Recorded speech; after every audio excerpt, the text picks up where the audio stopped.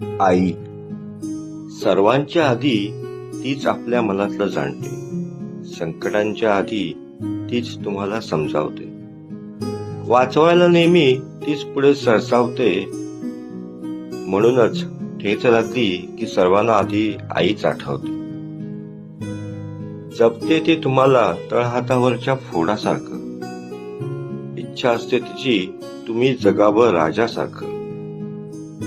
तिचेही डोळे पाणावतात जेव्हा होत नाही तुमच्या मनासारखं. म्हणूनच करू नका कधीही आईला स्वतःपासून पारखं. ती राब राब राबते फक्त तुमच्यासाठी. एकटी तीच उभी राहते नेहमी तुमच्या पाठी. झटत असते ती फक्त तुमची स्वप्ने पूर्ण करण्यासाठी. म्हणूनच ताजा भात तुमच्या ताटात आणि शिळा ठेवते.